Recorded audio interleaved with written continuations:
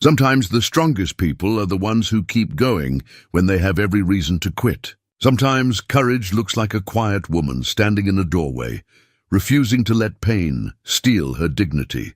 In the remote mountains of Wyoming Territory, Jacob Thornhill has lived alone for 3 years, depending on his cook, Emma Dawson, to keep his homestead running. One cold November evening, she walks into his cabin with her hand badly broken and her dress torn. "They broke my hand, sir," she says simply, "but I'll keep working." Jacob has faced down grizzlies and outlaws without flinching, but her quiet strength shakes something loose inside him. What happens when a man who's forgotten how to feel meets a woman who won't stop fighting? Before we continue, tell us where you're tuning in from, and if this story touches you, make sure you're subscribed, because tomorrow I've saved something extra special for you. The homestead sat in a high valley where the wind spoke in ancient tongues and the peaks wore their snow like crowns of silver. Jacob Thornhill had built it 3 years back, choosing this spot for its isolation as much as its beauty. The cabin stood solid against the elements, constructed from pine logs he'd felled himself, chinked tight against the bitter cold that would come screaming down from the mountains each winter. Behind it, a barn housed 2 horses, a milk cow, and enough hay to see them through till spring. A root cellar dug deep into the hillside kept vegetables and preserved meat safe from freezing. Everything had its place, everything served its purpose, and nothing was wasted. Jacob was a man of 38 years, who looked older in the eyes and younger in the body. Standing just over 6 feet, he carried the lean strength of someone who worked hard every day and ate simply. His hair, dark brown shot through with early grey, hung past his collar because trips to town were infrequent, and vanity had died in him long ago. A thick beard covered the lower half of his face, but his eyes, pale blue like winter sky, held something that made folks uncomfortable when they met his gaze too long. It was the look of a man who'd seen more than he wanted to remember and felt less than he used to feel.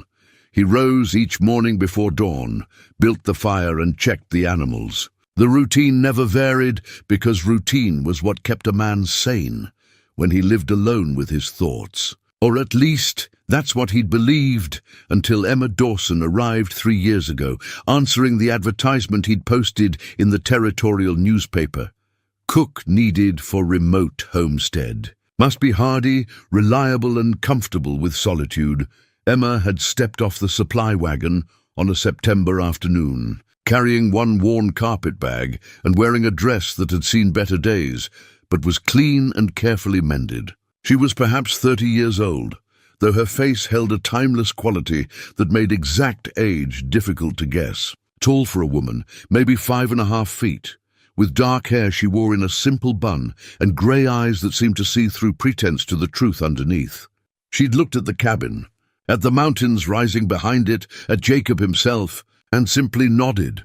"Mr. Thornhill, I presume," she'd said, her voice carrying the rounded vowels of an Eastern education. "I'm here about the position." He'd meant to interview her, to ask questions about her experience and references, but something in her direct gaze stopped him. She looked like a woman who'd made hard choices and lived with them. She looked like someone who understood that sometimes you came west not to find something, but to leave something behind. "Can you cook?" he'd asked. "Yes." "Can you handle the work?" "It's demanding. The isolation gets to some people. I can handle it." He'd hired her on the spot, and in 3 years he'd never regretted it. Emma ran the household with quiet efficiency. She rose as early as he did, had coffee ready when he came in from the barn, cooked meals that were simple but nourishing, kept the cabin clean without fussing over it, and maintained a respectful distance that suited them both. They spoke when necessary, sharing information about supplies needed or work to be done, but they didn't pry into each other's private thoughts. It was an arrangement that worked, because neither of them wanted more than that, or so Jacob had believed. The truth he'd been avoiding for the past year was that Emma had become more than just his cook. She'd become the rhythm of his days, the presence that made the cabin feel less like a prison of solitude and more like a home. He noticed things about her he had no business noticing, the way she hummed quietly while kneading bread, The careful precision with which she arranged wildflowers in a jar on the table. The fact that she always saved the best piece of meat for him while taking the lesser cut for herself. He'd catch himself watching her sometimes, studying the graceful economy of her movements as she worked, wondering about the life she'd left behind in the East. Her speech and manners suggested good breeding, education, a world far removed from this rough frontier existence. What had driven a woman like that to answer an advertisement for a cook position in the middle of nowhere?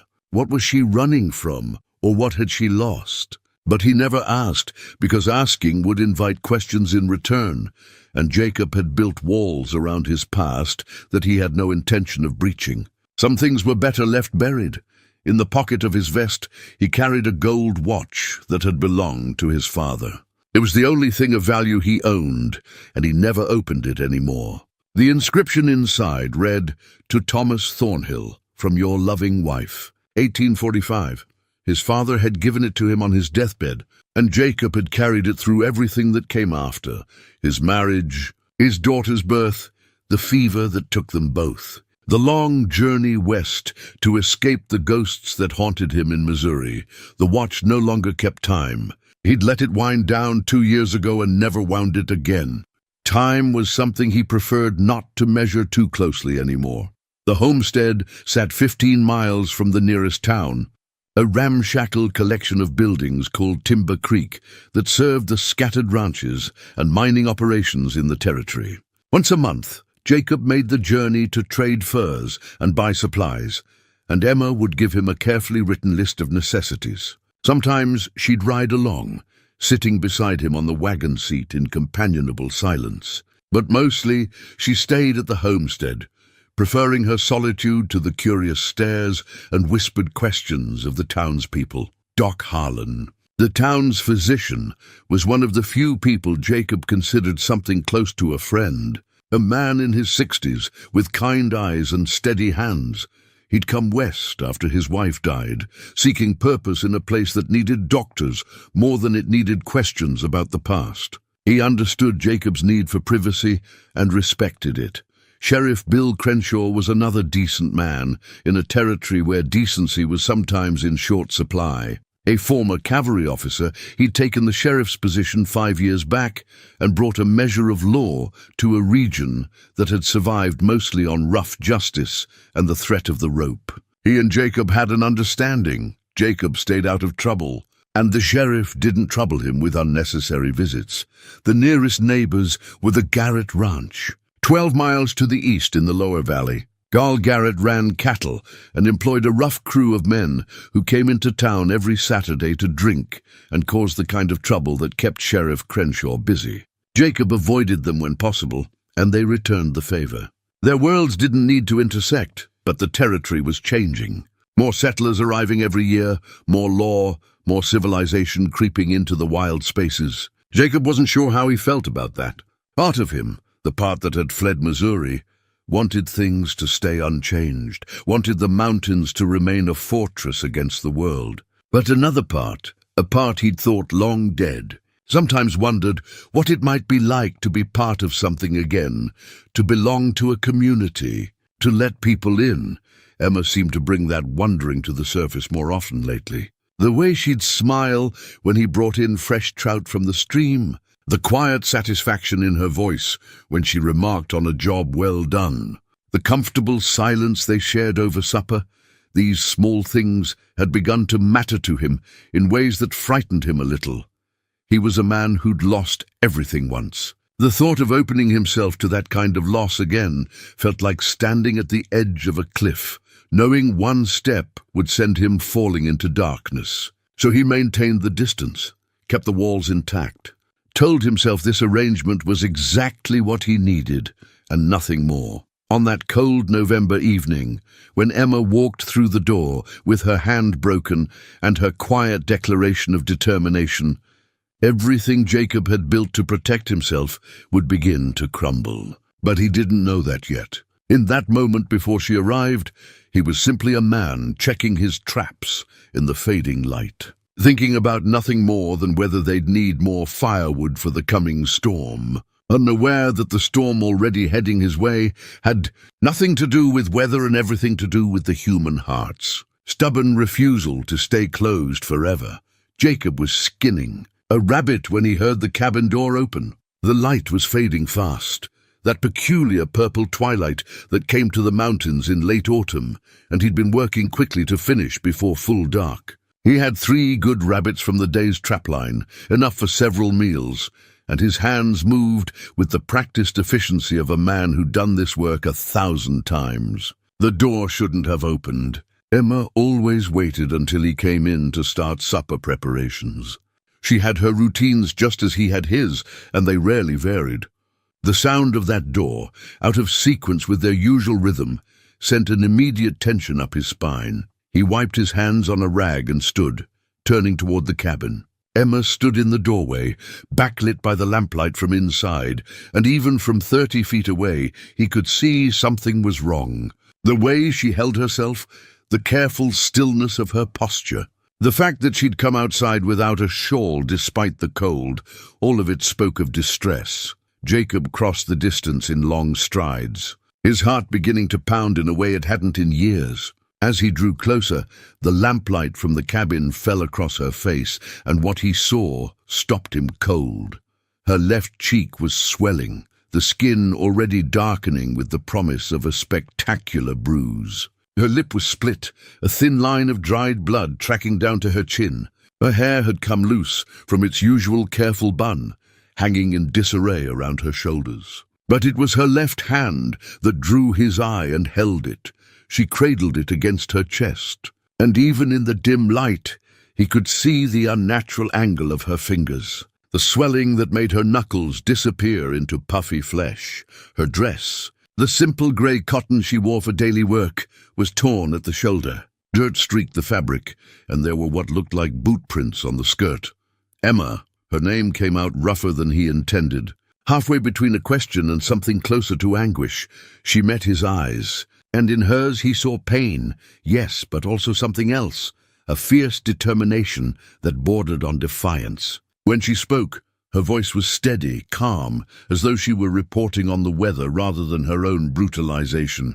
"They broke my hand, sir," she said simply, "but I'll keep working." The words hit him like a physical blow. The sheer courage it took to say them, the refusal to be defeated even in the face of obvious suffering, it was more than he could process in that moment. He'd faced down grizzlies in these mountains, had stared death in the face more than once, but this quiet woman's strength shook something loose inside him that he'd thought was dead and buried. "Who?" The word came out flat, dangerous. "Who did this to you?"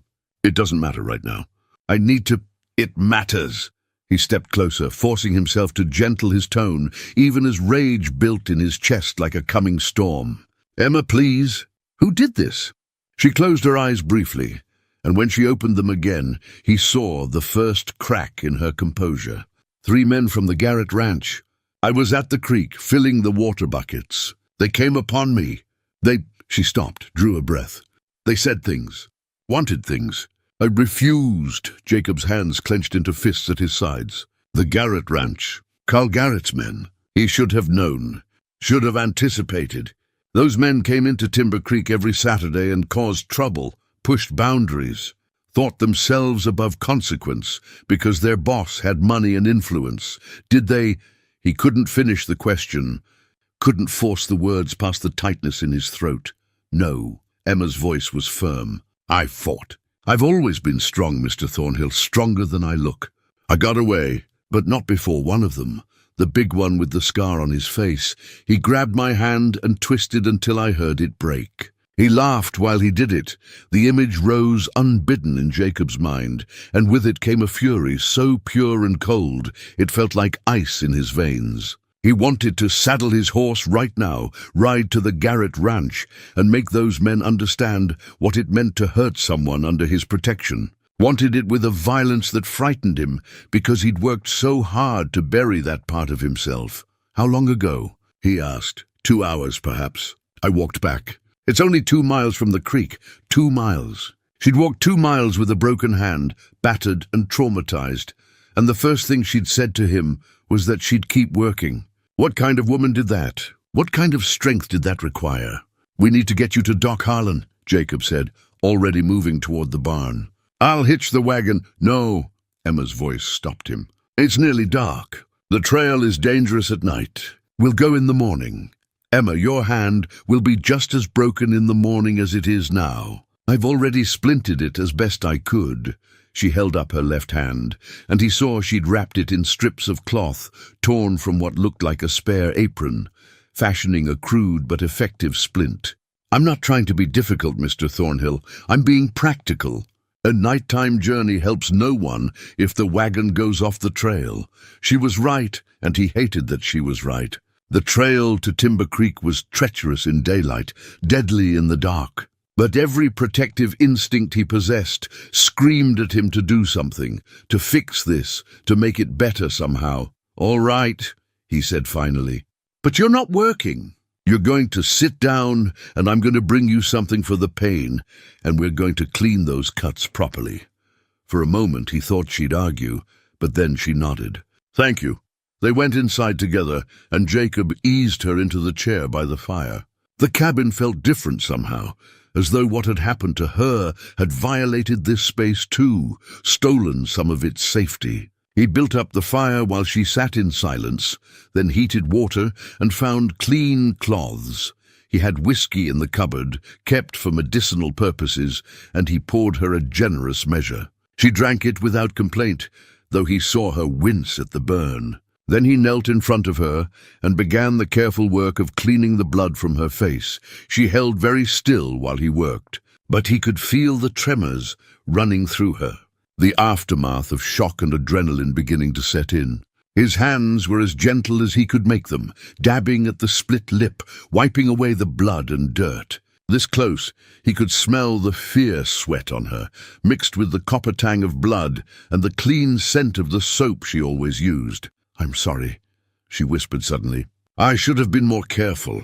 You should have watched. Stop. The word came out harder than he intended, and he forced himself to soften it. Emma, this is not your fault. Do you hear me? Not one bit of this is your fault. But I knew they watched me sometimes when I went to town. Knew they made comments. I should have. They watched you. Jacob sat back on his heels, something cold settling in his stomach. How long has this been going on? Emma looked away, and he saw shame color her cheeks. Months, since spring at least. They'd ride past when I was working in the garden, make suggestions. Once in town, one of them cornered me outside the general store. Sheriff Crenshaw intervened, but why didn't you tell me? The question came out raw, and he saw her flinch. Because I didn't want to be trouble, she said quietly. Because I thought I could handle it. Because... She stopped, swallowed hard. Because I've learned that sometimes telling doesn't help. Sometimes it makes things worse. There was a story in those words. A history he didn't know, and it broke something in him to realize how alone she'd felt, how much she'd carried without his knowledge. He'd been so wrapped up in his own need for isolation, his own walls and protections, that he'd failed to see what was happening right in front of him. You're not trouble, he said. And he reached out slowly, carefully, and took her good hand in both of his. Emma, He stopped, searching for words that felt inadequate to the moment. You matter. What happens to you matters. To me. She looked at him then, really looked at him, and he saw tears gathering in her grey eyes, though she didn't let them fall. Thank you, she whispered. They sat like that for a long moment, her hand in his, the fire crackling beside them, and Jacob felt the walls he'd built beginning to crack. This woman, who'd come into his life 3 years ago and made it bearable again without him even realizing it, had been hurt, had been terrorized, and he'd been too blind, too closed off to see the danger. That would change. Everything would change now. In the morning, he said quietly, we go to Doc Harlan. He'll set your hand properly. Then we're going to see Sheriff Crenshaw, and you're going to tell him everything. Every incident, every comment, every time those men made you feel unsafe. And then, Emma asked, and then I'm going to make sure they never come near you again. The promise in his voice was absolute, and he saw her recognize it for what it was, not just words, but a vow. She nodded slowly. Mr. Thornhill, Jacob, I don't want violence. I don't want you doing something that will bring the law down on you or, I know, he said. "I'll do this right, but I will do it. Those men need to understand that you're under my protection, and that means something in this territory." He helped her to her feet, and together they prepared a simple meal. Soup from the pot she'd left simmering that morning, bread from yesterday's baking. She tried to help one-handed, but he waved her back to the chair, taking over the tasks that had been hers for 3 years. It felt strange to move through her domain, to reach for things in cupboards he never opened, but he managed. They ate in silence, and afterward he insisted she take his bed while he made a pallet by the fire. She protested, but he could see the exhaustion pulling at her, the way the pain was wearing through her strength. Finally she agreed. "Good night." "Jacob," she said from the doorway to the small bedroom. "Good night, Emma," after she'd gone. Jacob sat by the fire and tried to calm the storm of emotions threatening to overwhelm him. Rage at the men who'd hurt her, guilt that he'd failed to protect her, fear at how easily he could have lost her, because if those men had done more than break her hand, if they'd taken her life or her dignity in ways worse than what had happened, he'd have killed them. Would have ridden to that ranch and painted it red with their blood, consequences be damned. The realization should have frightened him. For 3 years, he'd worked to bury the violent man he'd been, to find peace in isolation and routine. But tonight, that man was back, demanding justice, demanding protection for something, someone that mattered. He reached into his vest pocket and pulled out his father's watch. The gold caught the firelight, and for the first time in 2 years he opened it. Inside, his father's face looked back at him from a small daguerreotype, forever frozen at age 40. Beside it, the inscription, "To Thomas Thornhill from your loving wife, 1845. His father had been a man who protected his family, who stood up for what was right, even when it cost him. Jacob had tried to be that man once, but then he'd lost everything, and being that man had seemed pointless in a world where protection meant nothing against fever and death. But Emma had brought him back. Her courage, her quiet strength, her refusal to break even when her bones did. She'd reminded him what it meant to care about someone, to want to be worthy of someone's trust. He wound the watch carefully, hearing the familiar ticking start up again after 2 years of silence. Time moving forward. Life continuing. Change coming whether he wanted it or not. Tomorrow they'd go to town. Tomorrow he'd set things in motion that couldn't be undone. But tonight he'd sit here and keep watch, making sure Emma could rest safely, knowing that he'd never again take for granted the gift of her presence in his life.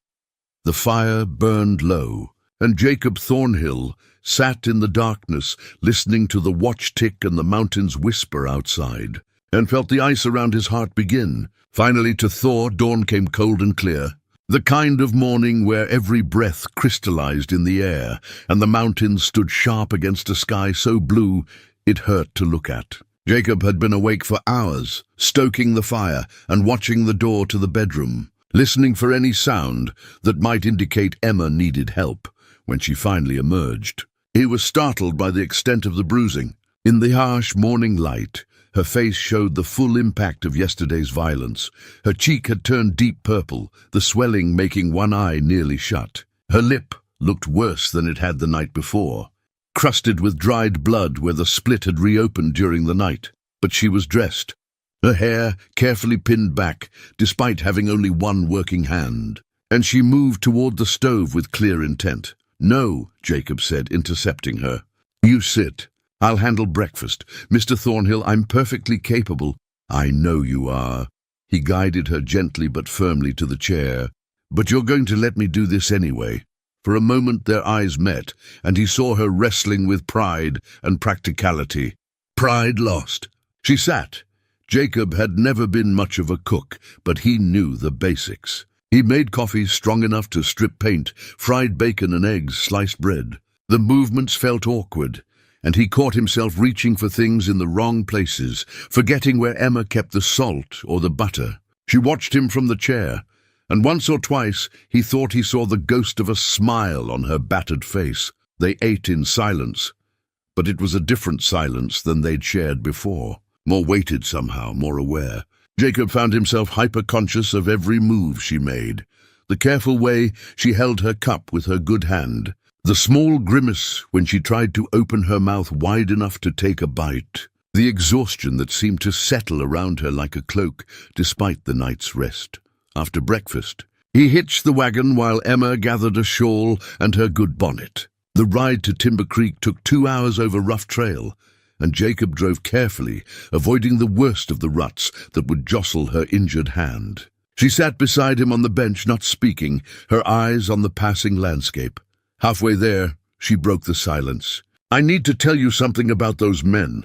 About why they—" She started again. "The big one, the one with the scar. His name is Reese McGraw. He asked me questions once, back in spring. Strange questions." Jacob kept his eyes on the trail ahead, but listened intently. He wanted to know where I was from. Not just generally, but specifically. What city, what part of the city? He asked if I'd ever lived in Boston. She paused. I told him no, but he kept pressing. It felt wrong, like he wasn't just making conversation. Like he was looking for something. "Did you live in Boston?" Jacob asked carefully. A long silence. Then yes, a long time ago. And these questions, did they stop? No. Over the summer, different men from the ranch would find ways to talk to me, always asking about the East, about where I'd been, who I knew. I started avoiding town when I could, but she gestured at her hand. Yesterday wasn't random, Jacob. I think they've been building towards something. The implications settled in his gut like cold stone. This wasn't just frontier roughness, men pushing boundaries because they could. This was targeted, purposeful. Someone was looking for information about Emma, and the Garrett men were doing the looking. Why would they care about your past? He asked. I don't know, Emma said, but something in her voice suggested she was lying. She knew, or at least suspected, and the fear in that knowledge was palpable. Jacob wanted to push, to demand answers, but he'd learned patience in these mountains. People revealed their truths in their own time, and Emma had earned the right to her secrets until she was ready to share them. Instead, he said, when we talk to the sheriff, you should mention this. All of it. She nodded. Doc Harlan's office sat above the general store, a neat room that smelled of carbolic and the herbs he used for medicines. The old physician took one look at Emma's face and hand and ushered them inside with the gentle efficiency of a man who'd seen every kind of injury the frontier could inflict. Let's have a look at that hand. My dear, he said, helping Emma to a chair by the window where the light was best. Jacob stood back while Doc Harlan carefully unwrapped the makeshift splint Emma had fashioned. He was gentle, but Jacob saw her go pale, saw her bite down on her already injured lip to keep from crying out. The hand looked worse in daylight, swollen to nearly twice its normal size, the fingers bent at angles nature never intended. 3 breaks that I can feel, Doc Harlan said quietly. 2 fingers and the bone across the back of the hand. You did well with this splint, Emma, but we need to set these properly, or they'll heal crooked and you'll lose function. Do what you need to do, Emma said. Her voice steady, despite the pain Jacob could see in her eyes. Doc Harlan looked at Jacob. This is going to hurt her considerably. I can give her laudanum, but she'll need someone to hold her steady while I work. You up for that? Jacob moved to stand behind Emma's chair, placing his hands gently on her shoulders. I'm here. The next 15 minutes were among the worst of Jacob's life. Doc Harlan worked with skill and speed, but setting broken bones was brutal work. Emma made almost no sound, just a few sharp intakes of breath and one low moan when the doctor manipulated the worst of the breaks. But Jacob felt every tremor that ran through her body, felt the way she tensed and tried not to pull away from the necessary pain. He found himself talking to her in a low voice, hardly aware of what he was saying, telling her about the first winter in the cabin, about a coyote he'd befriended that used to sit outside the door every evening. Anything to give her something to focus on besides what was happening to her hand. Finally, Doc Harlan sat back. There, best I can do. He'll need to stay splintered for 6 weeks minimum, maybe 8. No heavy use, no getting it wet, no. He looked at Emma with kind but firm eyes. No cooking, no washing, no housework. You understand me, young lady? This hand needs time to heal properly. I understand, Emma said. But Jacob could hear the protest in her voice. The automatic resistance to being told she couldn't work. I mean it, Doc Harlan pressed. If you use this hand before it's ready, it won't heal right. You'll be in pain for the rest of your life, and you'll lose fine motor control. Is that what you want? No, sir. Good. He wrapped the hand in clean white bandages, securing a proper splint that would hold the bones in place. Then he turned his attention to her face, cleaning the split lip and the various scrapes with gentle touches. These will heal on their own, but you'll have a spectacular bruise for a week or two. Nothing to be done about that except time. He gave her a packet of willow bark powder for the pain and instructions on keeping the splint dry and clean. Then he walked them to the door, and as Emma descended the stairs ahead of them, he caught Jacob's arm. I've known you 3 years. Jacob Thornhill, the old doctor said quietly. And in all that time you've been a ghost of a man, walking, talking, breathing, but not really living. I see something different in your eyes today. Jacob didn't know what to say to that. That woman down there, Doc Harlan continued, nodding toward Emma, she's special. I've seen it since the day she arrived in this territory. Strong in ways that have nothing to do with muscles. Good in ways that are rare out here. If you've finally noticed that, I'm glad. But Jacob, the old man's grip tightened. Don't let fear keep you alone forever. We're not promised tomorrow in this life. You learned that the hard way once. Don't let that lesson make you waste what time you do have. The words hit harder than Jacob wanted to admit. He nodded, not trusting his voice, and followed Emma down the stairs. Sheriff Bill Crenshaw's office was a short walk from Doc Harlan's place, a sturdy building with bars on one window, where he kept the occasional drunk or troublemaker overnight. The sheriff was at his desk when they entered, a big man with a weathered face and honest eyes that had seen too much of humanity's dark side. He took one look at Emma and stood. Mrs. Dawson, what happened? Emma told the story again, her voice calm and factual, but Jacob watched the sheriff's expression harden with each detail. When she got to the part about Reese McGraw breaking her hand deliberately, Crenshaw's jaw clenched. I'll ride out to the Garrett Ranch today, he said. Have a talk with Carl and his men. It won't do any good, Emma said quietly. They'll deny it. Say I fell or hurt myself some other way. It'll be my word against theirs. Maybe so, Crenshaw said, but they'll know I'm watching. Sometimes that's enough to make men think twice. He looked at Jacob. You planning on taking matters into your own hands? It was a fair question. Jacob met the sheriff's eyes steadily. I'm planning on making sure Emma is safe. Whatever that takes. That's not an answer. It's the only answer I've got right now, Jacob said. But I give you my word. I'll try to do this within the law. Try being the operative word. Crenshaw studied him for a long moment, then nodded slowly. Fair enough. But Jacob, if you go after those men, even if they deserve it, I'll have to bring you in. Law's the law. I understand. They left the sheriff's office and walked back to the wagon. Emma was quiet, and Jacob could see the morning had drained her. The trip, the pain of having her handset, the reliving of yesterday's trauma, it had all taken its toll. On the ride home, she dozed against his shoulder, and Jacob drove slowly, letting the horses pick their way carefully over the rough spots. The weight of her, trusting him enough to sleep despite her pain, felt both precious and terrifying. He'd forgotten what it was like to have someone depend on him, to matter to someone beyond the practical considerations of employment and mutual survival. His rifle, Old Thunder, lay in the wagon bed behind them. He'd carried it for 15 years, through more situations than he cared to remember. It was a weapon that had never failed him, and right now its presence was a comfort. Because despite what he'd told the sheriff, despite his promise to try to work within the law, Jacob Thornhill knew something with absolute certainty. If those men came near Emma again, Old Thunder would speak for him. And this time, there would be no holding back. The days that followed settled into a new rhythm, strange but not unpleasant. Emma tried to maintain her usual routines one-handed, but Jacob intercepted her at every turn, taking over the heavy work. The tasks that required 2 functional hands, the lifting and carrying that would stress her injury. At first, she resisted. Old habits died hard, and her identity had been built on competence and self-sufficiency. But gradually, she began to accept his help, even to anticipate it. They fell into an unconscious partnership, moving around each other in the cabin's small space with an awareness that felt both natural and charged with something neither of them was quite ready to name. Jacob found himself in the kitchen more than he'd ever been, learning the rhythm of her recipes, the preferences she'd developed over 3 years of cooking for him. She'd sit at the table, guiding him through the steps, her voice patient even when he fumbled.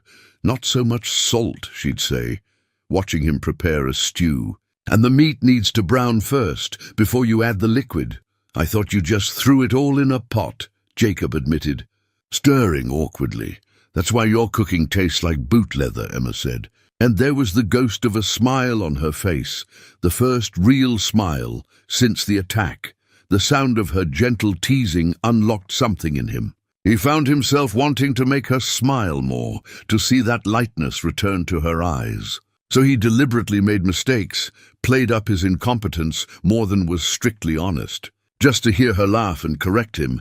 One evening, as they worked side by side preparing supper, him chopping vegetables with exaggerated clumsiness, her directing from her chair, she said something that changed the air between them. "You're a good man." Jacob Thornhill, he stopped mid-chop, looking at her. "What makes you say that?" "Because you could have ignored what happened to me, could have told me it was my problem to solve. But instead, you've rearranged your whole life to help me heal." "Not many men would do that." Jacob set down the knife carefully. "Emma, you keep my home running. You've made this place bearable for 3 years. Of course I'd help you. It's more than duty," she said quietly. "I can see that, feel it, and I want you to know it matters. You matter." The echo of his own words from that first terrible night hung between them. Jacob found his throat tight, words inadequate to what he was feeling. So instead, he did something he'd never done before. He crossed to where she sat, knelt beside her chair, and took her good hand gently in both of his. "Tell me about Boston," he said. "Tell me why those men were asking questions. Tell me what you're afraid of." Emma's eyes widened, and for a moment he thought she'd retreat into the careful walls they'd both maintained for 3 years. But then something in her seemed to give way, a dam breaking after holding back too much for too long. "I came from a good family," she began, her voice soft. "My father was a merchant, successful and respected. He wanted to arrange a marriage for me to a business associate's son. It was how things were done in our circle. Practical, sensible, beneficial to both families."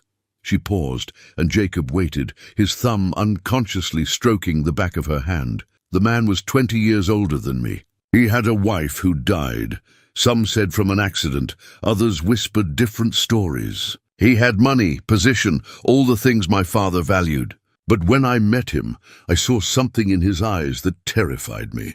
A coldness, a sense that he viewed everything, everyone, as possessions to be acquired and controlled. "So you ran," Jacob said. "I ran. I took what money I'd saved from my mother's inheritance, bought passage on a coach heading west, and never looked back. That was 7 years ago. I've moved several times, always staying ahead of anyone who might recognize me, might send word back to Boston. Because my father," her voice caught, "my father swore he'd find me, make me honor the arrangement. Said I'd brought shame on the family by refusing. 7 years. She'd been running for 7 years, always looking over her shoulder, always afraid. The weight of that kind of fear, that kind of isolation, suddenly reframed everything Jacob knew about her. Her reserve, her reluctance to go into town, her careful maintenance of distance. It had all been self-protection. And you think these men, the Garrett ranch hands, they might be, what, looking for you? Sent by your father?" "I don't know," Emma admitted. "It might be nothing, might be coincidence. But those questions, the way they asked them, it felt deliberate, like someone had given them information to verify." Jacob was silent for a moment, processing this. Then he said, "You had a child. You mentioned it that day at the creek." Emma's eyes filled with tears. "Yes, not from the arranged marriage. I never married him. But there was someone before I ran. A brief, foolish romance with a young man who promised me everything and delivered nothing but heartbreak. When I discovered I was carrying his child, he disappeared, claimed it wasn't his. I was 17, alone, desperate, and the baby, stillborn, a girl. I held her for an hour, then watched them take her away to bury in a pauper's grave because I had no money for anything better. That's when I decided to run west. There was nothing left for me there except shame and broken dreams. Jacob felt his heart breaking for her, for all she'd endured, all she'd survived. He raised her hand to his lips and kissed it gently. I'm sorry for all of it. You deserved better. We all deserve better than what life gives us sometimes, Emma said. You lost your wife and daughter.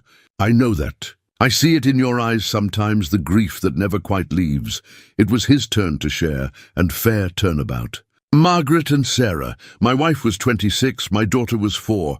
The fever took them both in the same week. I held them while they burned, helpless to do anything but watch them slip away. Margaret went first, and Sarah kept asking for her mama, not understanding why she wouldn't wake up. Then Sarah, he had to stop, breathe through the pain that never fully subsided. She died in my arms, calling for her mother. I buried them side by side in Missouri and came west because I couldn't bear to live in that house anymore. Couldn't bear the memories, and now you live here, alone with different memories, Emma said softly. Not alone anymore, Jacob said, and the truth of it surprised him. Not since you came.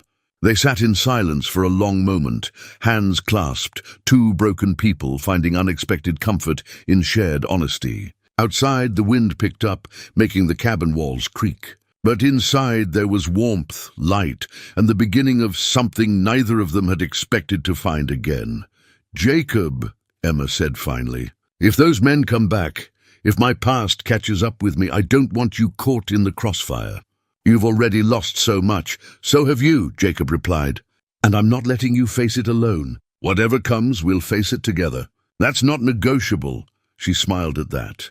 A real smile this time, despite the fading bruises on her face. Stubborn mountain man, stubborn Boston lady, he countered. That night, after Emma had gone to bed, Jacob sat by the fire with his mother's recipe book in his hands. Emma had left it on the table, marked to a page for apple cake. The handwriting was elegant, cultured, evidence of the education and refinement she'd mentioned. In the margins, someone had added notes in Emma's hand, adjustments for high-altitude baking, substitutions when certain ingredients weren't available, small innovations born of frontier necessity. The book was a bridge between her past and present, between the life she'd fled and the life she'd built here. It represented her ability to take what was good from her history and adapt it to new circumstances, to honor her mother's memory while forging her own path. Jacob understood that impulse. His father's watch in his pocket, Sarah's doll on the shelf. These were his bridges, his connections to a past he couldn't change, but could choose to carry forward with grace. Instead of only grief, he opened the recipe book to a random page and found a cake recipe titled Mother's Sunday Best. Below it, in Emma's handwriting, she'd written, "Made this for Mr. Thornhill's birthday, though he didn't know it was his birthday. He ate 3 pieces and said it was the finest cake he'd ever tasted. Some days the small victories are enough, his birthday." Jacob had to think for a moment to even remember when that was. April 12th. She'd baked him a cake 6 months ago and never said a word about the occasion. Just put it on the table and let him enjoy it, not making a fuss, respecting his grief-driven need to let such markers pass unacknowledged. But she'd known. She'd cared enough to mark the day in her own quiet way. Jacob closed the recipe book carefully and set it on the shelf where she kept it. Tomorrow he'd tell her he'd seen her note. Tomorrow he'd thank her for caring when he'd been too lost in his own pain to notice. Tomorrow they'd continue building this unexpected thing between them. This partnership that was becoming something more, something that might eventually be called love, if they were both brave enough to claim it. But tonight, he'd sit here and let himself feel grateful. Grateful that she'd come into his life. Grateful that she'd stayed. Grateful that despite everything, her fear, his grief, the violence that had brought them to this moment, they'd both found the courage to begin opening their hearts again. 2 weeks passed, and autumn deepened toward winter. The aspens on the mountainside turned gold, then lost their leaves in a few wind-swept days, leaving the slopes looking bare and expectant. Jacob spent his mornings cutting firewood, stacking it high against the coming cold, while Emma sat on the porch when the weather allowed, directing his work with gentle commentary that made him smile. Her hand was healing. Doc Harlan had confirmed on their second visit to town. The swelling had gone down, and though she couldn't use it yet, the bones were knitting properly. The bruises on her face had faded through spectacular colors, purple to green to yellow, before finally disappearing, leaving her looking like herself again, though Jacob thought he saw something new in her eyes. A softness when she looked at him, and awareness that matched his own. They'd fallen into patterns of casual touch that would have been unthinkable a month ago. His hand on her shoulder as he passed behind her chair, her fingers trailing across his arm when she wanted his attention. Small intimacies that spoke of growing trust, and something deeper neither of them had quite named yet. It was on a crisp morning, the air sharp with the promise of the first snow, that Jacob decided to make her something. He'd been thinking about it for days, ever since watching her struggle to hold a spoon with her splinted hand. The frustration evident in the set of her shoulders, even when she said, "Nothing." He took a piece of birch. Wood from his carefully hoarded supply, wood he'd been saving for something special, though he hadn't known what, and began to carve.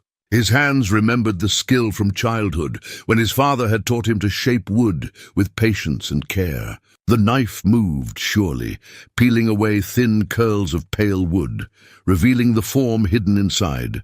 It took him 3 days, working in the barn where Emma wouldn't see, stealing hours between his regular chores. He carved a spoon with a handle shaped to fit her right hand perfectly, with a gentle curve that would distribute the weight naturally, making it easier to use one-handed. He sanded it smooth as silk, then rubbed it with beeswax until it glowed honey gold in the lamplight. On the 4th morning, he presented it to her at breakfast. Emma took the spoon with her good hand, turning it over, examining every detail. Her eyes grew bright with unshed tears, and when she looked up at him, the emotion in her face made his breath catch. "You made this," she said, her voice rough. "For me?" Seemed practical, Jacob said, uncomfortable with the intensity of her reaction, but pleased by it too. "Your hand being hurt and all." Jacob Thornhill. "This is the most thoughtful gift anyone has ever given me." She stood, walked around the table, and did something that shocked them both. She kissed him on the cheek. Just a soft press of lips against the weathered skin, but it sent lightning through his entire body. They stood frozen for a moment, both aware they'd crossed some invisible line, both uncertain what came next. Then Emma stepped back, the spoon clutched to her chest, her cheeks flushed. "Thank you," she whispered. "You're welcome," he managed. The kiss, innocent as it was, changed things between them. The air felt charged now, heavy with possibility, and the weight of decisions neither of them was quite ready to make. But it was a good tension, Jacob thought. The kind that came from wanting something and knowing the other person wanted it too, even if fear and caution kept you both from acting on it yet. That afternoon, Doc Harlan made an unexpected visit, riding up the trail on his old mare, with his medical bag strapped behind the saddle. Jacob met him at the barn, surprised but pleased to see the old physician. "Everything all right with Emma's hand?" Jacob asked as they walked toward the cabin. "That's not why I'm here," Doc Harlan said, his expression serious. "Jacob, I need to talk to you and Emma both. Something's happened in town." They settled around the table, Emma serving coffee with her good hand, while Jacob waited with growing unease for the doctor to explain. "Carl Garrett came to see me 2 days ago," Doc Harlan began. "Had one of his men with him, fellow named Reese McGraw, the same one who broke Emma's hand." Jacob's jaw clenched, but he said nothing, waiting. "McGraw had been shot," Doc Harlan continued. "Flesh wound in the shoulder, nothing fatal, but he was bleeding considerable. Garrett claimed it was a hunting accident, but—" The old doctor shook his head. "I've patched up enough gunshot wounds to know the difference between a hunting rifle and a pistol. This was pistol work, close range. Someone shot McGraw deliberately. The sheriff know about this?" Jacob asked. "He does now. I sent word after they left. But here's the thing that troubles me, Jacob. Before I sedated McGraw to clean the wound, he was ranting. Fevered talk, mostly, but he kept saying something about how the Boston woman would pay, and that they'd been patient long enough. But now there were new orders. Emma's face had gone pale. Jacob reached across the table and took her hand. New orders from whom? Emma asked, her voice barely above a whisper. He didn't say. Got quiet after that, and when he woke up he wouldn't talk at all. Just stared at me with eyes full of hate. Doc Harlan looked at Emma with concern. My dear, I don't know what these men want with you, but it's clear their interest goes beyond frontier roughness. There's something deliberate happening here, and I thought you should know. Who shot McGraw? Jacob asked. Any idea? Sheriff's investigating. But between you and me, I'd wager it was someone from town. There's been talk since what happened to Emma. Folks aren't happy about Garrett's men, thinking they can brutalize women and get away with it. Someone might have decided to deliver a message of their own. After Doc Harlan left, with promises to keep them informed of any further developments, Jacob and Emma sat in heavy silence. The afternoon light slanted through the windows, painting gold stripes across the worn floorboards. They're not going to stop, Emma said finally. Whatever they want, whoever sent them, they're committed now. And I've brought this to your door, Jacob. I should leave. Should move on before— No. The word came out hard, absolute.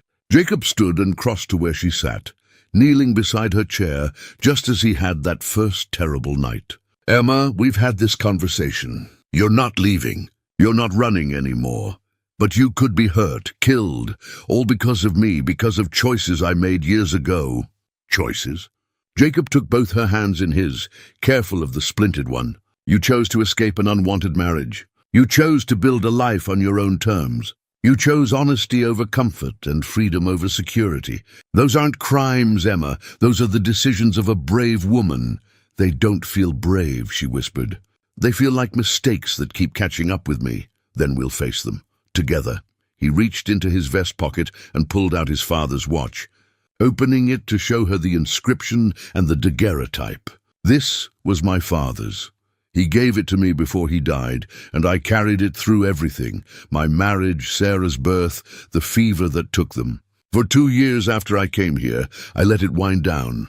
Stopped time because I couldn't bear to let it keep moving forward without them. Emma looked at the watch, then at him, understanding dawning in her eyes. But I wound it again. Jacob continued. The night you came home hurt. I wound it because I realized something. Time moves forward whether we're ready or not, and we can choose to let it pass us by, to stay frozen in our pain and fear, or we can choose to live in the time we're given, to find meaning, connection, maybe even love again. Love, Emma repeated softly. I'm not good with words, Jacob said, his voice rough. Never have been. But Emma, these past weeks with you, taking care of you, talking with you, learning who you really are, beyond the capable woman who keeps my house, it's woken something in me I thought was dead. I care about you, more than I have any right to, more than is probably wise, but there it is. I care what happens to you. I care that you're happy, that you're safe, that you stay. Tears spilled down Emma's cheeks, but she was smiling. I care about you too, she whispered. So much it frightens me. I came here thinking I'd just hide, just exist, until time or trouble caught up with me. But you made me want to live again, made me believe I deserved more than just survival. Jacob reached up and gently wiped the tears from her face. Then live, here with me. Let me stand beside you when trouble comes. Let me be the partner you deserve. Emma leaned forward, and this time when their lips met, it was no chaste kiss on the cheek. It was tentative at first.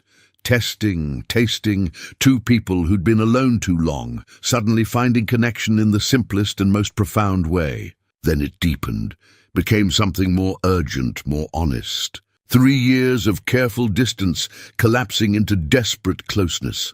When they finally broke apart, both breathless, Jacob rested his forehead against hers. I don't know what tomorrow brings, he said.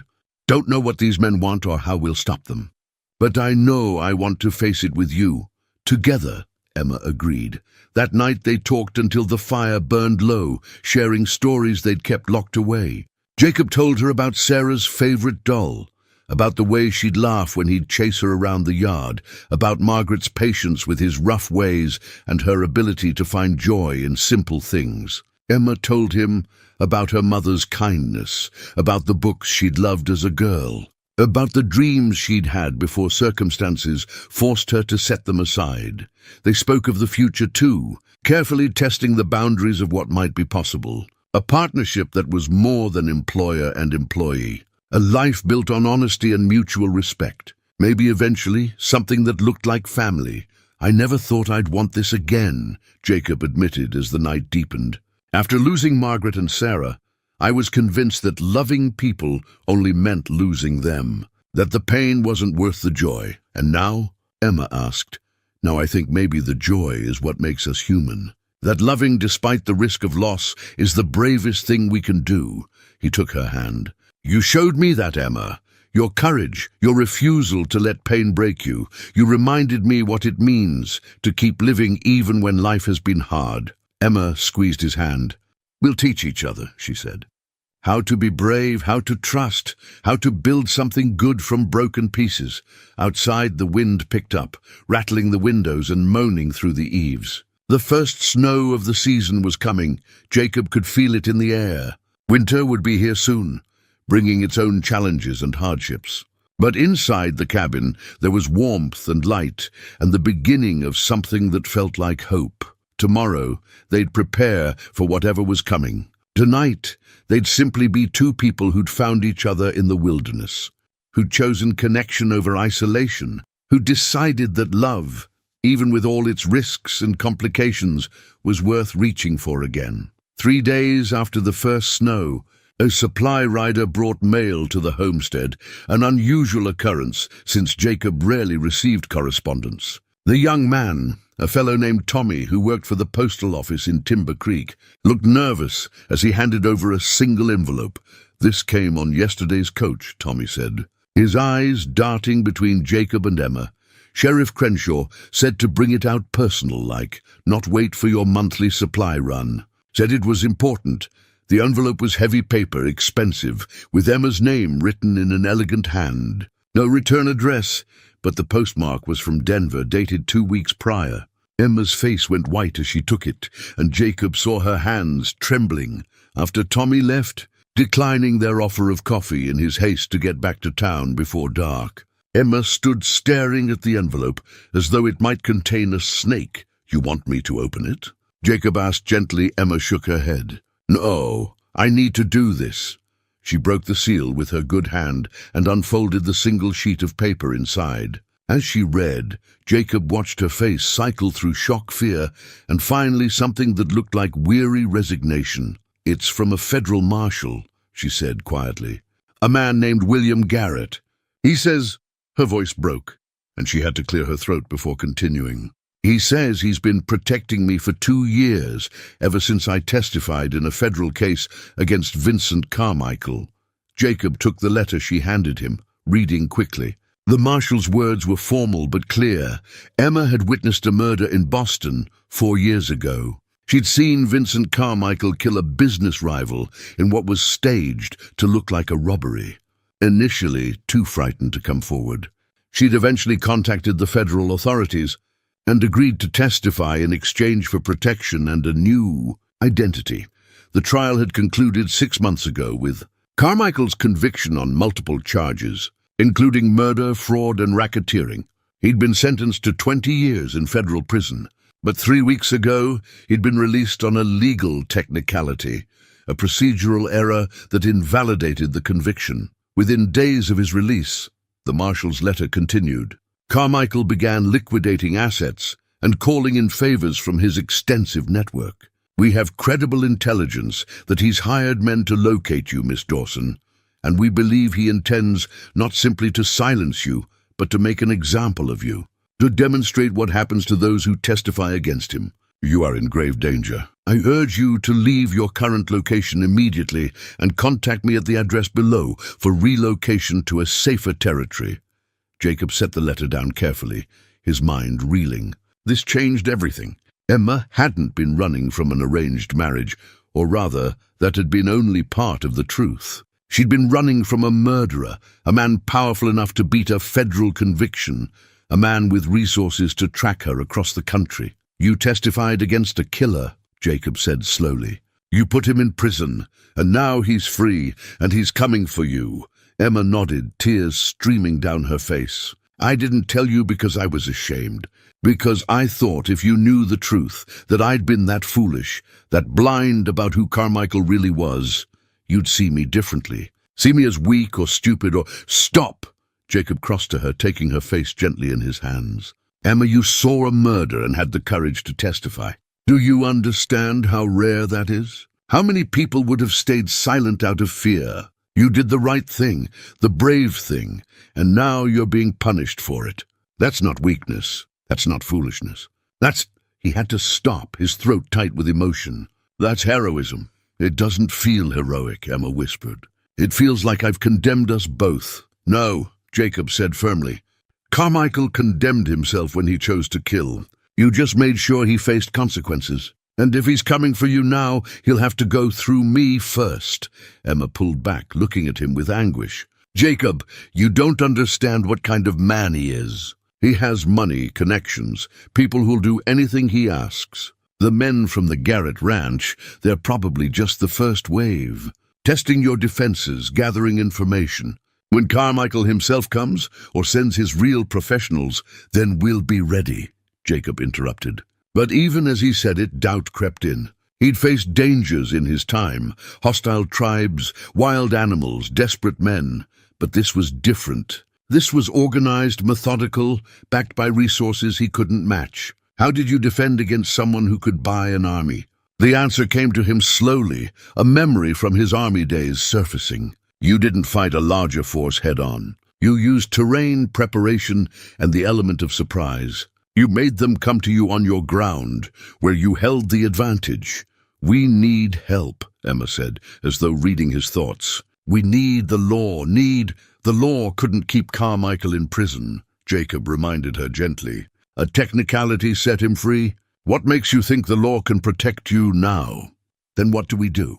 Emma's voice was small, frightened, and it broke his heart. Jacob was quiet for a long moment, thinking. Then he said, "We go to town tomorrow. We talk to Sheriff Crenshaw, show him this letter. We talk to Doc Harlan, Mrs. Henderson, people we trust. We let them know what's coming. And then," he took a deep breath, "and then we prepare this place like the fortress it was meant to be. We lay in supplies, set up defenses, and we wait. Because, Emma, running isn't going to save you. Carmichael's proved he can find you anywhere. Better to make a stand here, where I know every rock and tree, where I can control the approach, where we have friends nearby who can support us." "You're talking about a siege," Emma said. "About waiting for them to come." "I'm talking about survival," Jacob corrected. "About using every advantage we have. They'll expect you to run, to hide. They won't expect you to stand and fight." Emma was silent, processing this. Then she said, "The letter mentions the Garrett Ranch. Says the marshal investigated after Doc Harlan reported the suspicious gunshot wound. 2 of Garrett's men have disappeared, left suddenly without collecting their pay. The marshal thinks they were scouts sent by Carmichael, and once they confirmed my location, they moved on to report back." "How long?" Jacob asked. "How long do we have?" "The marshal estimates 2 weeks, perhaps 3. Time for the message to reach Carmichael, for him to organize his men, for them to travel here." "But Jacob," Emma gripped his arm, "he says Carmichael won't come himself. He'll send professionals, men who kill for money, who are good at it. Men who won't hesitate, won't be swayed by conscience or law. 2 weeks, maybe 3. It wasn't much time, but it was something. Jacob's mind began working through logistics, supplies they'd need, defensive positions to prepare, contingencies to plan for. He'd done this before, in different circumstances, but with the same stakes. Life or death, survival or defeat. "There's something else," Emma said, pulling another piece of paper from the envelope. The marshal included this. "It's my real testimony, the full account of what I saw that night. He says I should read it, remember it, because if I survive this, if we survive, I'll need to testify again when they retry Carmichael. My testimony is the key evidence. Without me, he walks free permanently." Jacob took the document, scanning it quickly. Emma's words, transcribed in official legal language, describing how she'd seen Vincent Carmichael strangle a man named Robert Hayes in an alley behind a Boston warehouse. How she'd been there by accident, taking a shortcut home from a friend's house. How Carmichael had looked up and seen her, how she'd run, how he'd sent men to find her, but she'd disappeared into the city's poor districts before they could, how she'd lived in terror for months before finally finding the courage to contact the authorities, how they'd placed her in protective custody, given her a new name, sent her west to testify from safety, how she'd been promised protection that had now clearly failed. "You've been living with this fear for 2 years," Jacob said, understanding flooding through him. "Every day wondering if today would be the day they found you." "Yes," Emma whispered. "And now they have." Jacob set the papers aside and pulled Emma into his arms, holding her tightly. "Listen to me," he said against her hair. "You are not alone anymore. You have me. You have friends in town. You have people who care whether you live or die. And Emma," he pulled back to look into her eyes, "you have the truth on your side. Carmichael is a murderer, and the world needs to know it. Needs you to survive to testify again. So we're not just fighting for your life. We're fighting for justice." "I'm so afraid," Emma admitted, her voice breaking. "Afraid they'll hurt you. Afraid I'll lose you the way I've lost everyone else. Afraid that even if we survive, you'll resent me for bringing this storm to your door." "Never," Jacob said fiercely. "Emma, whatever happens, whatever comes, I'm with you by choice. Because you matter to me. Because what we've found together is worth fighting for. Because—" He stopped, searching for words adequate to what he felt. "Because I love you." The words hung in the air between them, honest and irrevocable. Emma's eyes widened, tears spilling over. "I love you too," she whispered. "I've been trying not to, trying to protect us both from more pain, but I can't help it. I love you, Jacob Thornhill, and I'm terrified that love is going to get you killed. Or it might save us both," Jacob countered. He kissed her softly, tasting salt from her tears. "Love makes us fight harder, makes us smarter, makes us unwilling to surrender. Love is not our weakness, Emma. It's our strength." They stood like that for a long time, holding each other in the quiet cabin, while snow fell outside and time ticked forward on the watch in Jacob's pocket. Tomorrow they'd begin preparations in earnest. Tomorrow they'd face the reality of what was coming. But tonight they had this moment of honesty, this declaration of feeling, this choice to stand together despite impossible odds. 2 weeks, Emma said finally, pulling back. "What can we accomplish in 2 weeks?" Jacob's smile was grim but determined. "More than Carmichael expects. More than any city killer is prepared for. Emma, they're coming to my territory now. They're facing a man who's survived in these mountains for 3 years, who knows every approach and escape route, who has nothing left to lose and everything to fight for." He touched her face gently. "They think they're hunting a frightened woman and an isolated mountain man. They don't know they're walking into a trap set by someone who's been preparing for this fight his whole life, even if he didn't know it until now." Emma searched his face, seeing the determination there, the cold calculation of a former soldier assessing the battlefield. "Promise me something," she said. "Promise me you won't die for me. That if it comes down to it, you'll save yourself." "I can't promise that," Jacob said honestly. "But I can promise I'll fight like hell to keep us both alive." "That good enough?" Emma managed a small smile through her tears. "It'll have to be." The next morning dawned clear and cold, the kind of brilliant winter day that made the snow-covered mountains gleam like diamonds. Jacob and Emma rode into Timber Creek together, the marshal's letter tucked safely in Jacob's coat pocket and a shared sense of purpose binding them together. Sheriff Crenshaw read the letter twice, his weathered face growing grimmer with each pass. When he finally looked up, his eyes held a mixture of anger and reluctant admiration. "Mrs. Dawson, or whatever your real name is, you've got more guts than half the men I've known," he said. "Testifying against a man like Carmichael takes the kind of courage most folks don't possess." "Her name is Emma," Jacob said quietly. "That's who she is now, and that's what matters." Crenshaw nodded slowly. "Fair enough. Emma, then?" He set the letter down. "I'll be straight with you both. My jurisdiction covers Timber Creek and the immediate territory. I can deputize a few good men, keep watch on the town. But if Carmichael's men come in force to Jacob's homestead, I won't be able to get there in time to help. It's too far, too isolated. We're not asking you to defend us, Jacob said. We're asking you to watch for strangers, to send word if you see men who don't belong, to be ready if we need backup after the fact. That I can do, Crenshaw agreed. He pulled out a map of the territory and spread it on his desk. Show me your place, Jacob. Show me the approaches. They spent an hour going over the terrain. Jacob marked the homestead's position, the trail from town, the secondary routes that someone on horseback might take. He pointed out the natural defenses, the way the cabin sat with mountains behind it, limiting approach angles. The creek that would freeze solid this time of year, creating an ice barrier on one side. The open ground in front that would leave attackers exposed. You've chosen well, Crenshaw observed. Almost like you planned for this. Old habits from army days, Jacob admitted. I always think defensively. The sheriff looked at him with new interest. How long were you in? 8 years. Scout and occasional advance reconnaissance? That explains some things about you, Crenshaw said. The way you carry yourself, the way you watch your surroundings. I'd wondered. He traced a finger along the map. If I were coming for you, I'd approach from the east, through the Garrett property.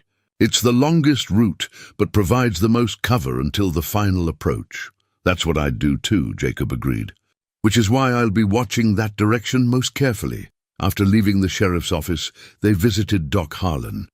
The old physician listened to their story with growing concern, then immediately began gathering medical supplies. You'll need bandages. Antiseptic, laudanum for pain, he said, filling a leather bag with bottles and packets. Needle and thread for stitching wounds. Willow bark powder. Everything I'd bring if I was tending battlefield casualties. Doc, we can't ask you to... Emma began. You're not asking. I'm offering.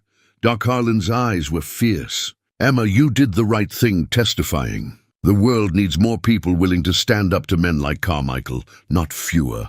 If helping you survive means packing this bag, then that's the least I can do. Their final stop was at Mrs. Henderson's boarding house. The elderly woman had been one of the few people in town who'd shown Emma kindness from the start, never prying into her past, never judging her reserve. When they explained the situation, she listened quietly, her lined face thoughtful. I survived something similar 40 years back, she said when they finished. Different circumstances, different man, but the same fear of someone powerful coming to do harm. I understand what you're facing. She disappeared into her private quarters and returned with an old pistol, small but well-maintained. This was my late husband's. I want you to have it, Emma. A woman should be able to defend herself. Emma took the pistol with trembling hands. Mrs. Henderson, I don't know how to... Jacob will teach you, the old woman said firmly. She looked at Jacob. You'll teach her proper, won't you? Not just how to fire, but when to fire and what comes after. I will, Jacob promised. As they prepared to leave, Mrs. Henderson caught Emma's hand. Child, listen to me. When bad men come for you, you don't give them what they want. You don't go quietly. You fight with everything you have, and you make them pay for every inch. You understand? Emma nodded, tears in her eyes. Yes, ma'am. Good. Now you two get home and get ready. And Emma, Mrs. Henderson smiled, you come back to visit when this is over. I expect to see you alive and well, you hear? I hear, Emma whispered. The ride home was quiet, both of them lost in thought. They'd told their story 3 times now, and each telling had made it more real, more immediate. This wasn't some distant threat anymore. It was coming soon, and they needed to be ready. Over the next 10 days, Jacob transformed the homestead into a fortress. He reinforced the cabin's door and shutters with extra timber, creating firing ports that would allow them to shoot out while remaining protected. He stocked the root cellar with enough supplies to last weeks if necessary. Dried meat, flour, beans, coffee, water. He showed Emma every defensive position he'd prepared, made her walk through scenarios until she could navigate the property blindfolded. Where to take cover if attackers came from the east, from the west, from multiple directions. how to reach the barn without exposing herself to fire from the main trail, how to use the root cellar's secondary exit if the cabin became untenable, and he taught her to shoot.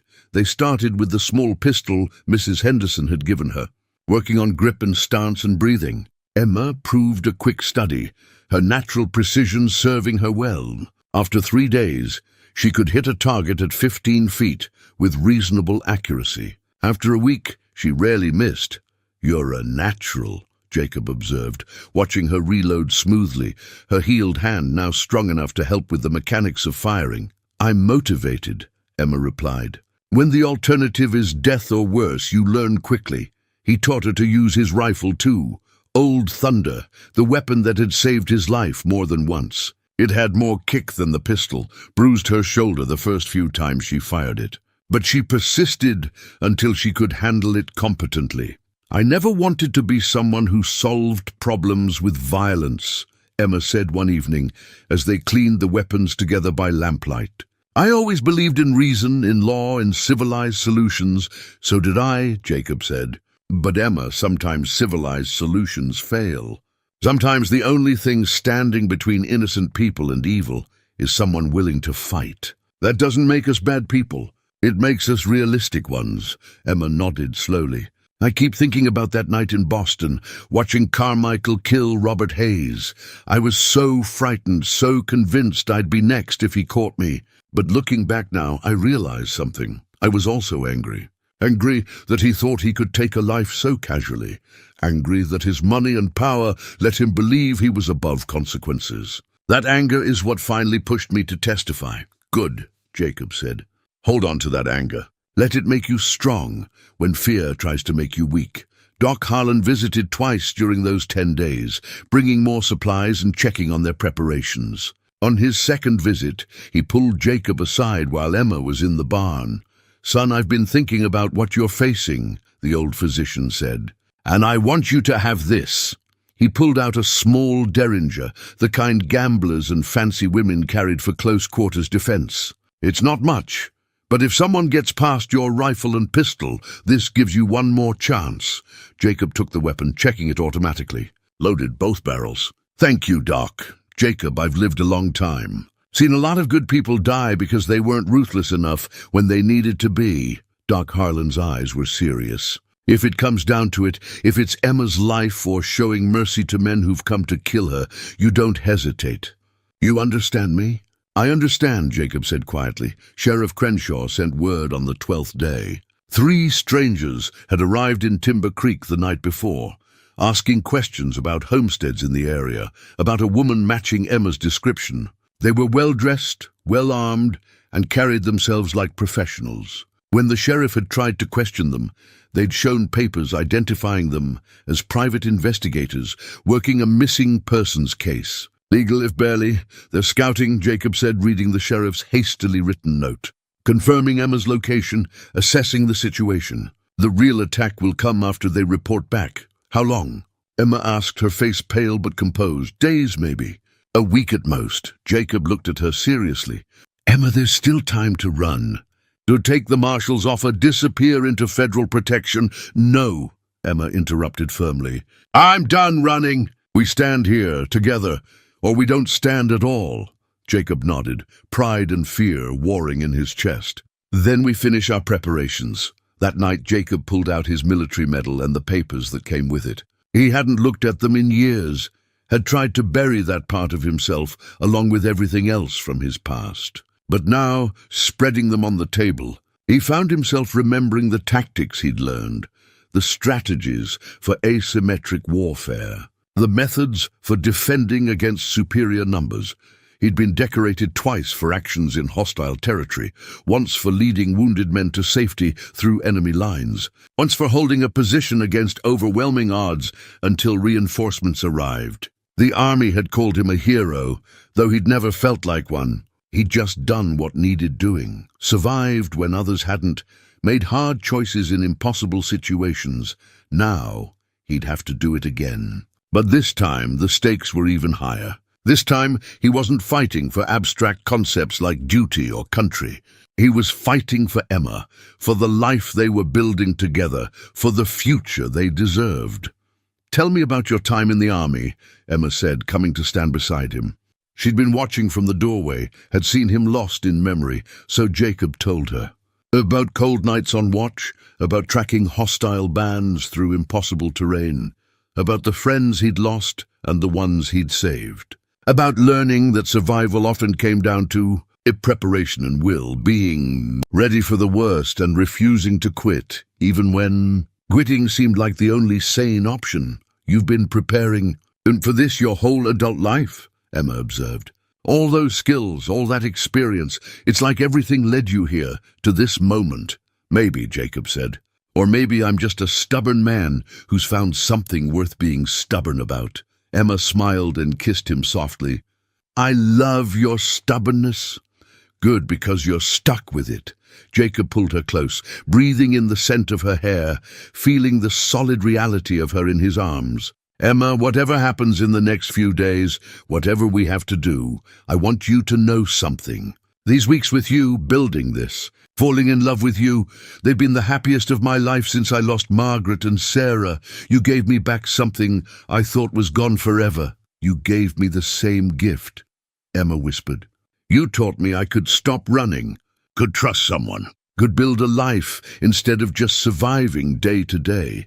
They stood like that for a long time, holding each other in the lamplight, drawing strength from their connection. Outside, the wind whispered through the pines, and the mountains stood sentinel against the stars. Inside, two people who'd found each other against all odds, prepared to defend what they'd built, knowing that soon the test would come.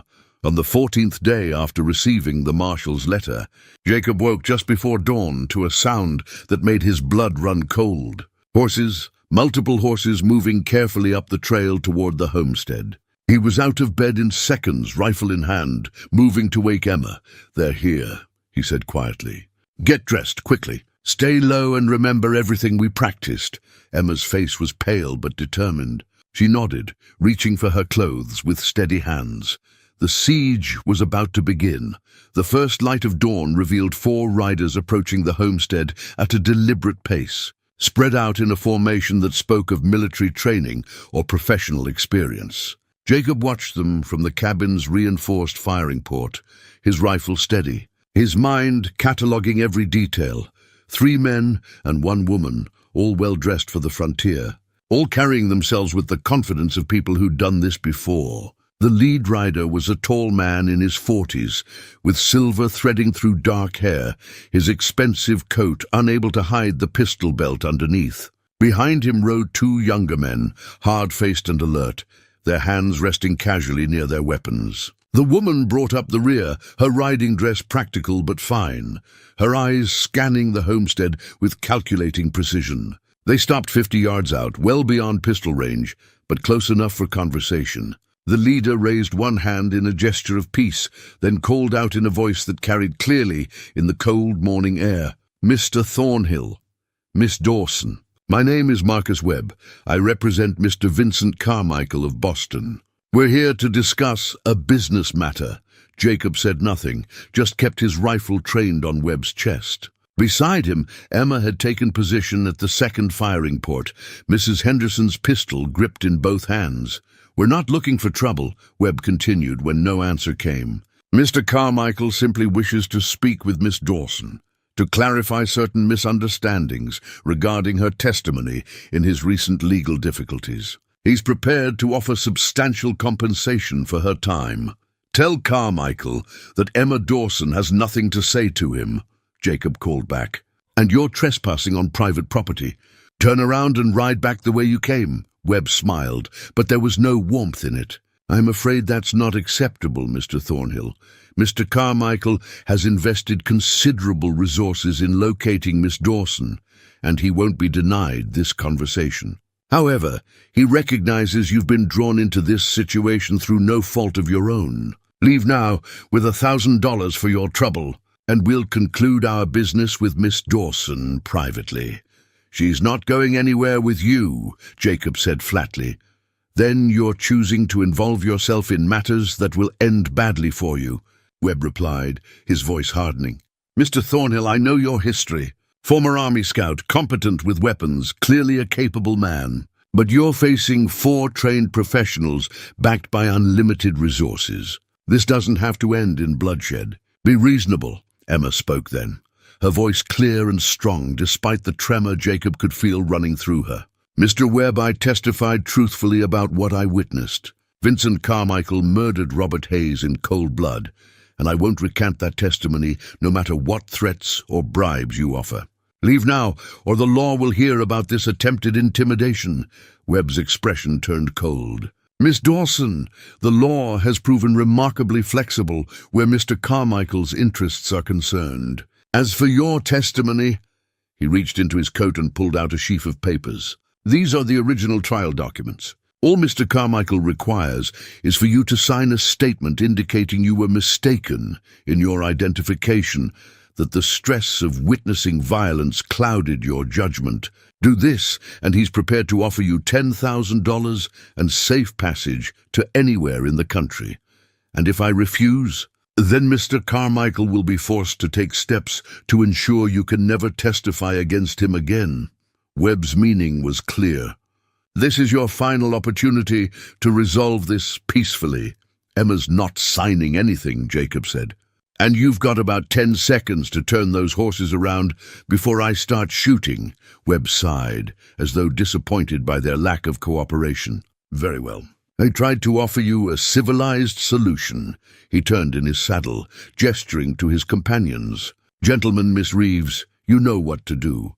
The 4 riders wheeled their horses and rode back down the trail at an easy canter, disappearing into the trees. But Jacob knew they weren't leaving. This was just the opening move, the civilized veneer, before the real violence began.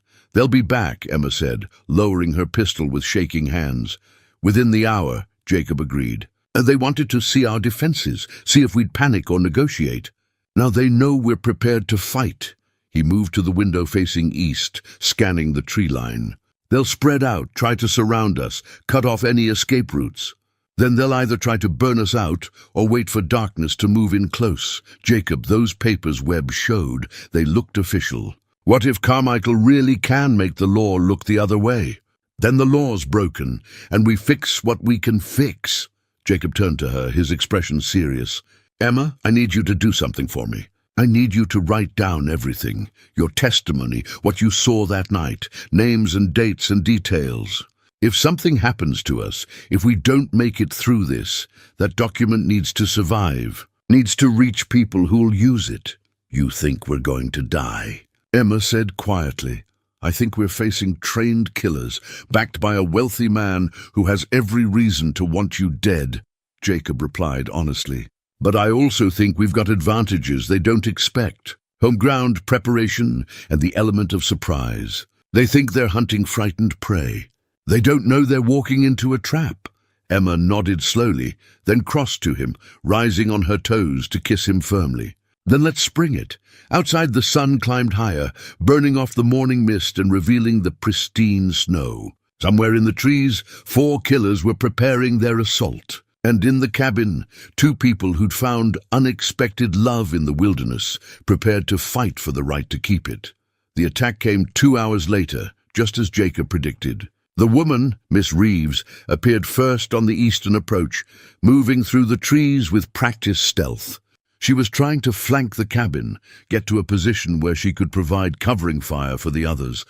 Jacob had anticipated this. He'd spent days studying every approach, every piece of cover, every angle of attack. He knew exactly where she'd emerge from the tree line, and he was ready. When Reeves broke from cover, making a dash toward a fallen log that would give her a clear shot at the cabin's side, Jacob fired. The shot was deliberate, aimed to wound rather than kill. He clipped her left leg, sending her tumbling into the snow with a cry of pain. She tried to crawl toward cover, but another shot from Jacob kicked up snow inches from her head, and she went still, hands raised in surrender. "Stay down and you live," Jacob called out. "Move and the next one goes through your skull." The message was clear, and it had the desired effect. The other 3 attackers now knew they weren't facing an amateur. Someone out here knew exactly what they were doing. Webb's voice came from the trees to the south. "Impressive shooting, Mr. Thornhill, but you can't watch all directions at once." He was right, and they both knew it. This was why Jacob had spent so much time preparing firing positions, creating overlapping fields of view. Emma had taken up position in the barn, covering the western approach, while Jacob held the cabin. The two younger men tried to rush the cabin from different angles, using suppressing fire to keep Jacob pinned. But Emma, steady and focused despite the terror Jacob knew she must be feeling, opened fire from the barn. Her first shot missed, but the second caught one of the men in the shoulder, spinning him around and sending him to the ground. The other man, seeing his companion fall, broke off his attack and retreated to the tree line. "Two down, two still active. Better odds, but still dangerous. You're only making this worse," Webb called out. "Surrender, Miss Dawson, now, and I give you my word you'll be allowed to live." "Your word's worth less than spit," Jacob replied. He was moving between firing ports, never staying in one place long enough to present a target. "You came here to murder a witness. You think I believe you'll let me live after?" A long silence, then Webb tried a different approach. "Mr. Thornhill, be reasonable. You're outnumbered, outgunned, and alone out here. Even if you survive today, Carmichael will send more men.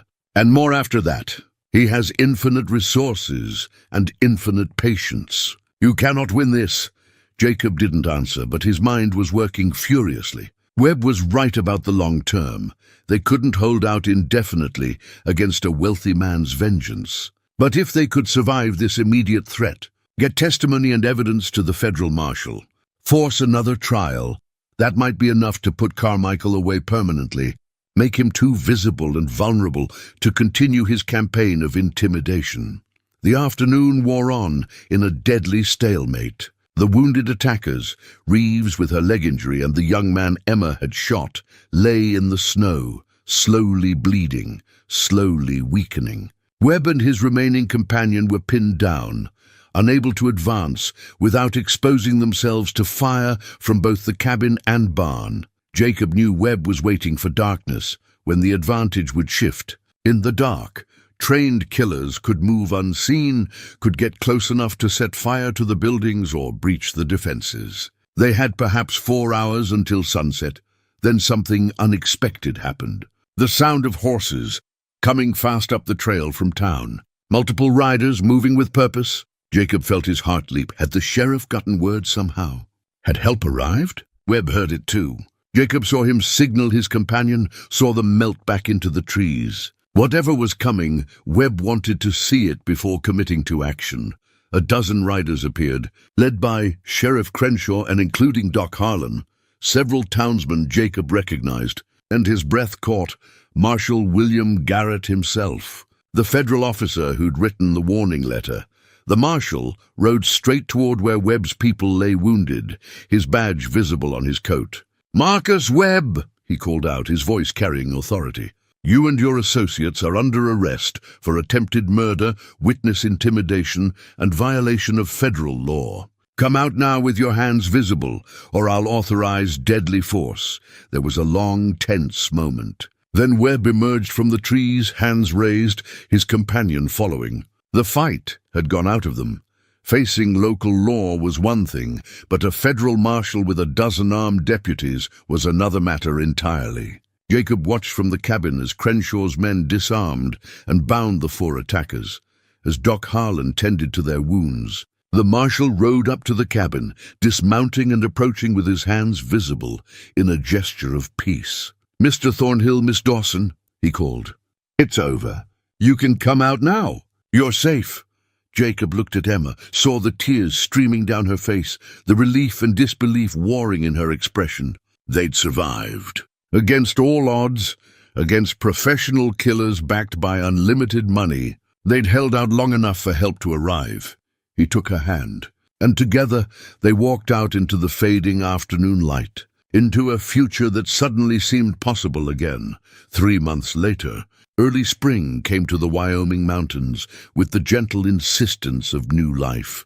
The snow melted in patches, revealing green grass underneath, and the aspens began to show the first hints of leaves. Emma stood on the newly expanded porch of the homestead, one hand resting on the gentle swell of her belly.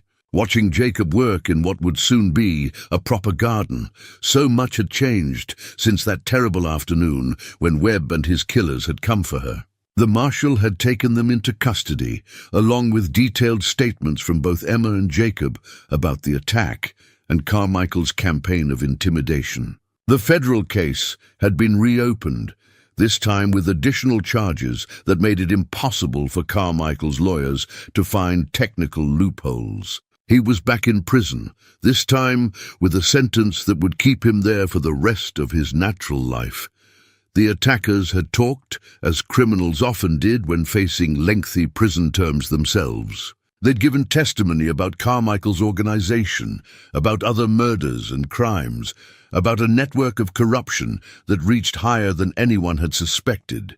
The case had become a sensation in the Eastern papers, and Emma's courage in testifying, twice now despite threats and violence, had made her something of an unlikely hero. But she didn't feel like a hero. She felt like a woman who'd survived, who'd been given a second chance at happiness, and who was determined not to waste it. Doc Harlan had confirmed the pregnancy a month after the attack. Emma was perhaps 3 months along, the baby conceived during those precious days before Webb arrived, when she and Jacob had finally stopped fighting their feelings and allowed themselves to love completely. The news had terrified them both initially. Bringing a child into their dangerous situation seemed impossibly reckless. But now, with the threat ended and the future secure, it felt like a blessing. Jacob looked up from his work, saw her watching, and smiled. The transformation in him over these months had been remarkable. The haunted look that had shadowed his eyes for so long had faded, replaced by something that looked almost like contentment. He stood, brushing dirt from his hands, and walked to the porch. "You're supposed to be resting," he said, but his tone was gentle, teasing. "I've been resting for 3 months," Emma replied. "If I rest any more, I'll take root like one of your vegetables." Jacob laughed and pulled her close, his hand joining hers on her belly. "How's she doing today?" "She? You're convinced it's a girl?"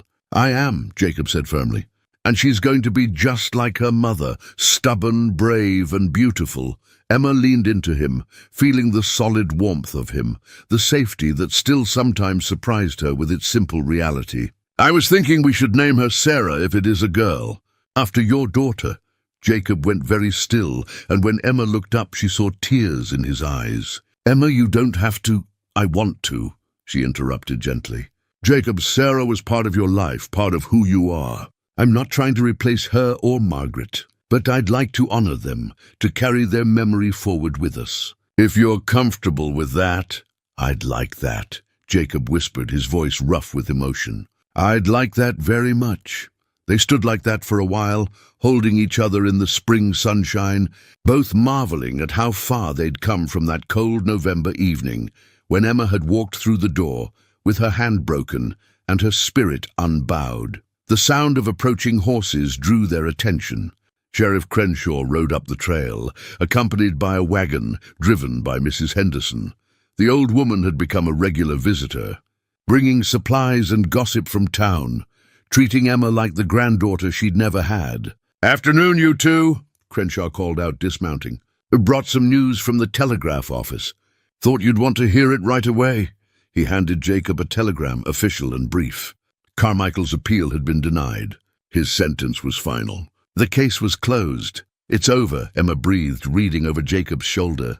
"Really, truly over. Looks that way," Crenshaw agreed. Carmichael's lawyers tried every trick they knew, but the evidence was too solid. "He'll die in prison, and good riddance to him." Mrs. Henderson climbed down from the wagon, moving with the careful dignity of her years. "I brought wedding presents," she announced, gesturing to the covered items in the wagon bed. "Since you two finally made it official last month, figured you deserved a proper celebration." The wedding had been a quiet affair at the cabin, with Doc Harlan officiating and a handful of trusted friends in attendance. Emma wore a simple dress that Mrs. Henderson had helped her sew, letting out the waist to accommodate her changing figure.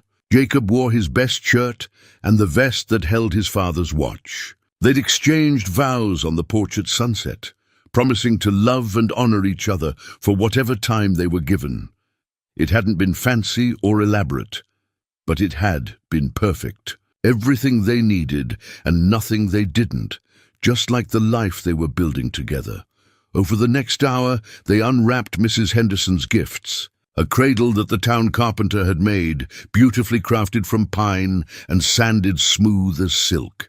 A quilt pieced together by several of the town's women, each square containing a different pattern and story. Baby clothes and blankets, practical items born of genuine affection and community support. "The town's behind you," Sheriff Crenshaw said as they admired the gifts. "Folks heard what you did, standing up to those killers, protecting Emma. Made them proud to know you, Jacob. And Emma," he turned to her, "your courage in testifying, even when it put your life at risk, that's the kind of integrity this territory needs. You're both welcome in Timber Creek anytime." After they left, promising to return for the baby's birth, Emma and Jacob carried the gifts inside, arranging them in the small room they'd prepared as a nursery. The cradle fit perfectly in the corner, where afternoon light would fall warm and golden. Sarah's old rag doll sat on a shelf nearby, a bridge between past and future, grief and joy. "Do you ever wonder how different things might have been?"